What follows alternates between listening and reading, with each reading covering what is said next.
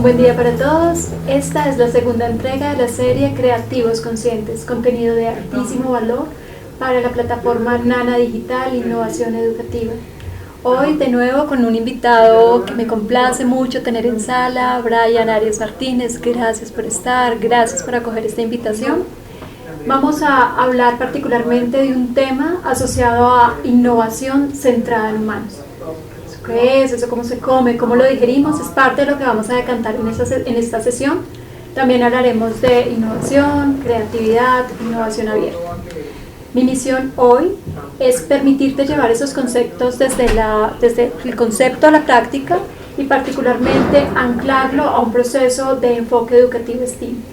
Recordemos STEAM como ese enfoque de educación a través del que confluyen las diferentes disciplinas de la ciencia, la tecnología, la ingeniería, el arte, las matemáticas, y cómo esos enfoques multidisciplinares nos favorecen una educación divertida, experiencial y particularmente centrada en humanos. Entonces, bienvenidos y empecemos el capítulo. ¿Está bien, Brian? Perfecto, muchas gracias, Lucía, por la invitación. A ti de nuevo por estar, por acompañarnos, y bueno, para quienes no han escuchado aún el primer capítulo de esta serie, de 4 capítulos que tendremos en total con nuestro experto, quisiera, Brian, que te presentaras y nos contaras por qué Brian Arias va a hablar de innovación y creatividad. Vale, Brian Arias es un explorador. La formación fue como ingeniero electrónico, maestría en neurociencias. Ha sido profesor. Brian Arias, estoy hablando en tercera persona como si fuera alguien más. No, Brian Arias. Y es profesor hoy en día y ha sido profesor también desde hace ya varios años. Enseñó equipos biomédicos, enseñó gestión de la innovación, creatividad e innovación en un programa de liderazgo de ingeniería que se hizo en convenio con el MIT en la Universidad de los Andes. Ha enseñado en el Colegio de Estudios Superiores de Administración CESA, ha enseñado en la Universidad del Rosario, etcétera, etcétera. Entonces la experiencia, digamos, que se ha tenido en temas de enseñanza, pues es amplia. Además porque la formación también viene como un complemento muy fuerte en temas de coaching, de transformación personal, y eso lo he podido llevar a las aulas de clase, y lo que me permite hoy hablar precisamente con ese concepto del ser como centro en temas de innovación pedagógica. Ok, Brian, ¿y cómo el ser puede ser un centro en estos procesos de enfoque STEAM? Empecemos por ahí. Eso es interesante porque además usualmente nosotros ponemos los modelos como centro. Es decir, si nosotros hablamos desde mi experiencia con la ingeniería, pues el centro de todo es la tecnología, es esas diferentes tecnologías, y miramos cómo los usuarios se acercan a esas tecnologías. En temas pedagógicos tenemos unos modelos pedagógicos, ¿cierto? Y buscamos cómo los usuarios, en este caso los estudiantes, los profesores, se aproximan a esa metodología.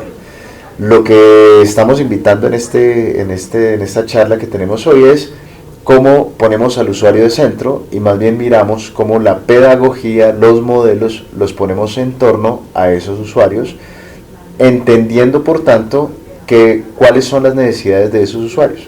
Ese sería el primer paso, ¿no? Yo me identifico mucho y me encanta de hecho poder enseñar Design Thinking, que es diseño centrado en humanos. Y esto es precisamente porque invierte los modelos que tenemos habitualmente, ¿no? Especialmente en aquellas disciplinas o carreras que nos enseñaron que la tecnología era el centro, que el modelo era el centro, que estamos alejados tal vez a los sistemas más sociales, y por eso es necesario invertir un poco ese concepto, ¿no? Y esto significa también el empatizar con los usuarios, empatizar con los estudiantes, para entender entonces qué es lo que necesitamos alrededor, modelos STEAM, para poder acercarlos de la mejor forma y aproximarlos entonces a esa metodología pedagógica. Claro, sin embargo hay un reto, ¿no? Y el reto es esto de centrarnos en el humano, cada uno con sus particularidades, y en los modelos que tenemos todavía de enseñanza, aprendizaje y demás en nuestras instituciones educativas. Lo hablábamos incluso tras cámaras antes de iniciar este proceso, y era como este capítulo, y es como, claro, es una educación en masa versus una educación más personalizada. ¿Cómo logramos ese balance de cara a ir promoviendo también procesos de empoderamiento humano, de reconocimiento o autorreconocimiento del estudiante, en esa construcción de su propio conocimiento? ¿Cómo crees que podemos ir dando puntadas para que desde STEAM y desde este enfoque educativo multidisciplinar un estudiante pueda hacer su rol protagónico en el proceso de conocimiento, de generación de conocimiento? Sí. Para mí habría que ver un poquito la historia también. Nosotros venimos de un sistema educativo que fue consolidado precisamente porque necesitábamos capacitar a las personas para poder llevarlos a un nivel de conocimiento en el que pudieran abordar labores, valga la redundancia, temas laborales, ¿cierto? De ahí que nosotros necesitábamos tener bloques de estudiantes para poderlos llevar entonces a un bloque de conocimiento. Con el tiempo esto ha ido transformándose y lo que se observa hacia futuro es precisamente algo que se llama el nanoconocimiento. Y es como finalmente pasamos de esos grandes bloques como sistemas educativos a particularidades que los estudiantes comienzan a conectar para poder hacer o formar su camino también en temas académicos o en temas laborales. Eso va a seguir transformándose, ¿sí? Vamos a seguir de lo macro a lo micro.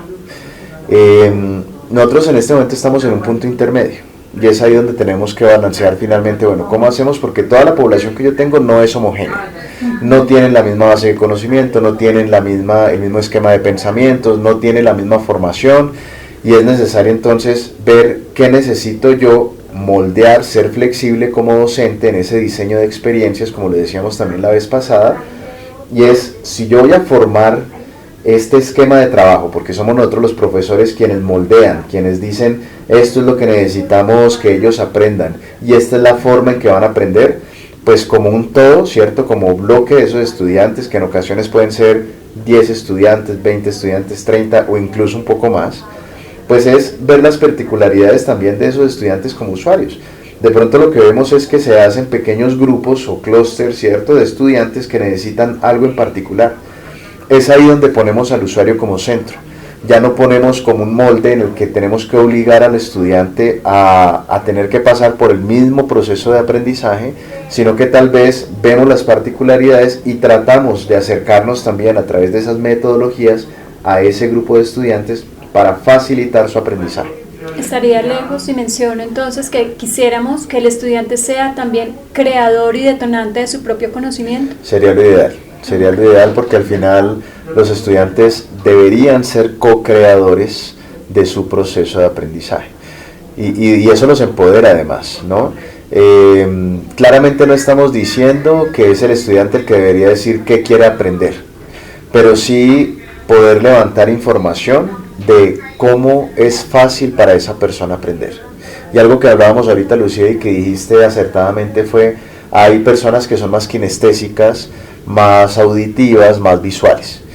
Y de ahí que nosotros tengamos un reto también en cómo creamos ese contenido o cómo llevamos ese contenido académico a través de diferentes medios. Cómo lo acercamos tal vez por medios visuales para algunos, más kinestésico para otros o más auditivo para otros. Yo quiero complementar algo, tú decías, como no es que el estudiante escoja pues todo su pensum. Yo creo que podemos ir llegando con enfoques, ejemplo STEAM, esto multidisciplinar, esto de combinar diferentes formas de hacer, de ser y de expresar la creatividad. Creo que sí pudiéramos también permitir que el estudiante incluso pueda seleccionar cuáles son sus temáticas o los retos a través de los cuales puede aprender o quiere aprender y generar conocimiento. Sería como, seguramente tendremos que construir un poco más alrededor de eso, seguramente tendremos que cambiar esas estructuras inflexibles, voy a mencionarlo de esa manera en este momento, no tengo otra palabra, pero seguramente podremos encontrar otra, pero la estructura inflexible quizás ya nos está quedando como una camisa chiquita, ¿saben? Como que eso lo entiendo, lo visualizo desde ahí y sí creo en una visión quizás más de largo aliento que podemos encontrar un estudiante muy proactivo y muy dispuesto a expresar su creatividad. Y desde ese lado, Brian, quisiera preguntarte, como para que hagamos un encuadre, si te parece un encuadre conceptual, ¿cómo concibes la creatividad? Claro, la creatividad para mí es cómo se expresa una persona. La creatividad, somos seres creativos por naturaleza, la cuestión es que no siempre nos damos el permiso de manifestar esa creatividad. El ser creativo está siempre, el cómo lo expresamos es lo que no siempre está. Y, y de ahí que sea muy fácil para las personas, cuando se dan el permiso de ser creativos, poder traer soluciones, poder traer formas, poder dar respuesta a las necesidades sociales o particulares. Es desde ahí. Ok, y la innovación entonces, ¿cómo nos invitarías a entender la innovación? Muy bien. Entonces la innovación para mí es más un proceso. Es como nosotros llevamos haciendo uso de todo ese proceso creativo que siempre está o que siempre debería estar si nos damos el permiso, cómo lo llevamos de manera organizada a un resultado, ¿no? Cuando hablamos, por ejemplo, de la creación de un elemento, si hablamos de medios de negocios o de emprendimiento, estamos hablando de productos y servicios. Yo soy emprendedor también por naturaleza. Tengo la empresa iba a decir Creativos Conscientes, no es el grupo, pero está abajo, esa es una de las marcas de conciencia superior, ¿no? Que es la empresa. Y entonces cuando hablamos precisamente de innovación, lo que hacemos es cuidar un proceso que es muy de design thinking para poder llevar unos requerimientos de unos usuarios a un resultado real. Una de las propuestas, por ejemplo, que tenemos en este momento, y estamos precisamente en una de las primeras etapas, se llama incluyentes, ¿no? Entonces estudiamos a las personas que están en condición de discapacidad, entendemos sus requerimientos, sus dolores, y vamos construyendo con ellos para saber qué es lo que realmente necesitan hasta crear algo como resultado, ¿no? Un impacto real. Lo mismo pasa con los sistemas educativos. Nosotros necesitamos entender a los estudiantes, saber qué les duele, qué los motiva, y de esa manera podemos llevarlos entonces a resultados reales. La creatividad está expresada en las diferentes etapas. La innovación se enmarca dentro de un proceso en el que tiene unos efectos que me gusta llamar de impacto social, especialmente si tiene impacto social, para que sea aceptado como proceso de innovación. STEAM de hecho es un proceso innovador, lo llamamos así porque vimos que era necesario tomar diferentes disciplinas y articularlas dentro de un aula de clase y ver cómo realmente tiene un impacto real en los estudiantes y en su proceso de aprendizaje. Entonces, ¿cómo o cuáles serían las diferencias entre creatividad e innovación? Como para entrar ya en un mundo STEAM, o sea, ¿qué estoy promoviendo en STEAM? En un enfoque educativo tan multidisciplinar, tan abierto, tan divertido, tan experiencial, tan posibilitante de diferentes experiencias a los directivos, a los docentes, a los estudiantes, a los padres de familia. ¿Qué estoy realmente promoviendo? ¿Creatividad, innovación, un poquito de ambos? Un poco de ambos, porque al final los docentes o la academia debería ver el proceso innovador, ¿cierto?, para poder estimular la creatividad en los estudiantes. El estudiante como tal no necesariamente tiene que ser consciente en todos los casos del proceso innovador por el que está pasando, pero sí debería ser consciente de su capacidad creativa, eso es lo primero. Más adelante, dependiendo también como de qué etapa estamos, si están aprendiendo precisamente procesos de innovación, pues claramente los deberían aplicar, pero el ser como tal del estudiante debería ser siempre abordando su creatividad y expandiéndola además. No, aquí me va a atravesar totalmente la esencia, porque lo que yo tomo de esto es la expresión del poder creador consciente, hacer consciente a ese estudiante de su capacidad de crear. Sí. Y esa capacidad de crear, llevarla en un proceso metodológicamente guiado por el facilitador de experiencias docente, que le permitirá entonces al final tener un resultado de valor que bien solucione una temática territorial, una temática individual, una temática familiar, del proceso del mismo entorno académico y educativo. ¿Estaría comprendiéndolo adecuadamente? Totalmente, y de hecho utilizas la palabra facilitador porque de hecho eso somos. Cuando nosotros enmarcamos precisamente el aula educativa, lo que estamos es facilitando un tema de conocimiento. Son los profesores los que ponen también los límites. Claramente no se puede hacer todo, ¿cierto?, en un aula de clase, pero sí pueden enmarcar los límites de hasta dónde puede llegar el estudiante, hasta dónde llega su exploración. Podemos hacer, por ejemplo, dentro del aula de clase marcos previos para que el estudiante pueda llegar a clase con ciertos elementos, ¿cierto? Pedirles que lean sobre un tema, que exploren sobre alguna materia o que lleven a cabo algún tipo de experimentación sin necesidad de decirles hacia dónde va ese conocimiento, ¿cierto? Lo que llamamos el aula invertida también, y es que experimenten primero y los llevamos entonces en el aula de clase para poder desglosar los conceptos y entender de manera experimental ahora sí aplomándolo con los conceptos que queremos anclar en clase. Okay, yo quisiera aquí hacer un acote y es como esta invitación a la experiencia sin juicio, sin la expectativa de un resultado bueno o malo, que es también parte como de una apertura a la creatividad y entendería también a la innovación, simplemente el acto de la devoción al crear y al creer que es posible a través del mismo conocimiento que el estudiante está procesando en sí, generar unas soluciones que pueden ser válidas, pero que si nosotros llegábamos a castrarlas de entrada, pues estaríamos, no sé, castrando a Steve Jobs, por ejemplo. ¿Sí? Vale, si yo te doy las etapas de un proceso STEAM, ¿en cuál o cuáles crees que aplica la creatividad y o la innovación? Si hablamos de STEAM, voy a unas genéricas, ¿no? Identificación del problema, investigación, etapa de planificación, de creación, de prueba y prototipado. ¿En cuál o cuáles? ¿En todas? ¿Ninguna? Claro, en todas debe haber creatividad. En ese esquema que estás planteando es muy desde afuera, por supuesto. Cuando se plantea un problema desde esa perspectiva de entendimiento del ser como centro, habría que abordar cómo se está entendiendo el problema, por ejemplo. ¿Quién lo está trayendo? ¿Qué es lo que realmente hay detrás? ¿Por qué lo digo? Porque muchas veces nosotros recibimos un problema que hay que desarrollar, pero ese es un problema para una persona particular, ¿sí? Cuando investigamos qué es lo que hay detrás, podemos ampliar esa visión panorámica y decir si efectivamente este es el problema o no, esta es una consecuencia de un problema anterior o un problema más profundo. Y desde ahí podemos construir de manera diferente. Y por eso el concepto de innovación centrada en humanos. En humanos. Okay. ¿Cómo definirías innovación centrada en humanos entonces, Brian? Innovación centrada en humanos es el entendimiento del ser, con la visión que pueda tener respecto al mundo.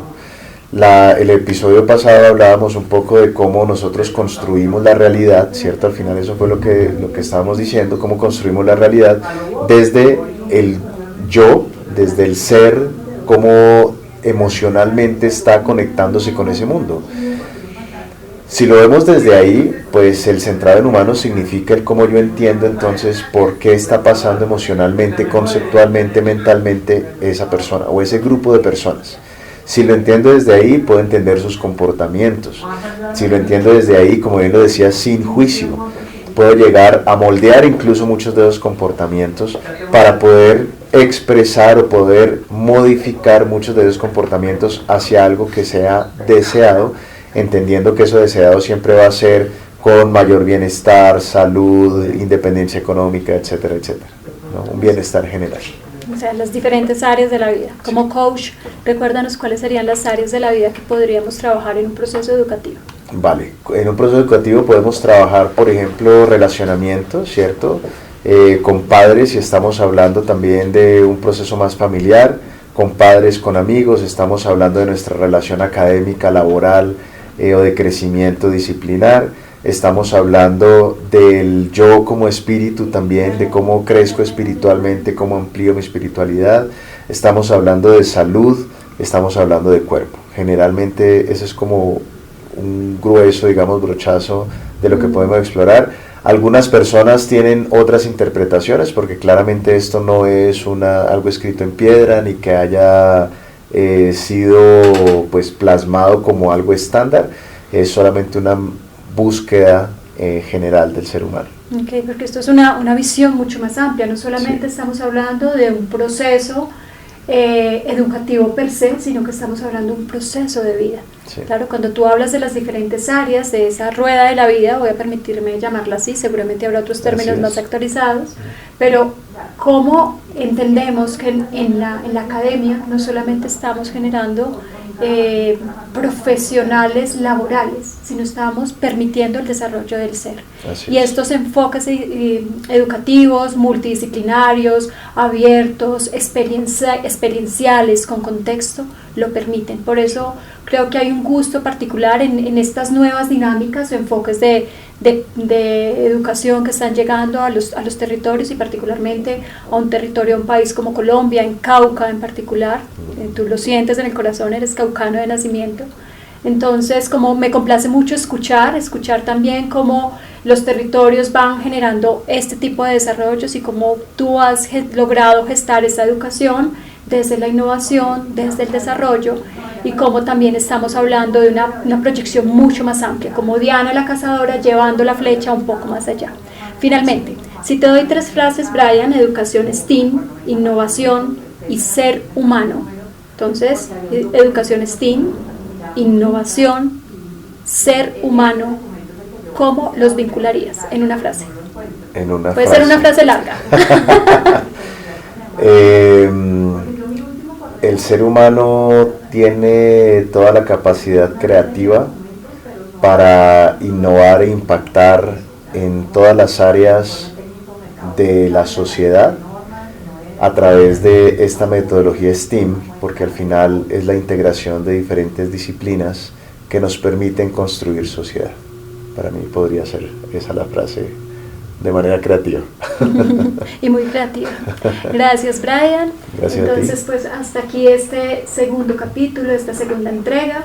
Soy Lucía Hernández, co-creadora de contenido de valor para la plataforma Nana Digital. Hoy con la serie Creadores Conscientes, segunda entrega de nuestro gran experto Brian Arias Martínez. Muchas gracias, Lucía. A ti y a todos.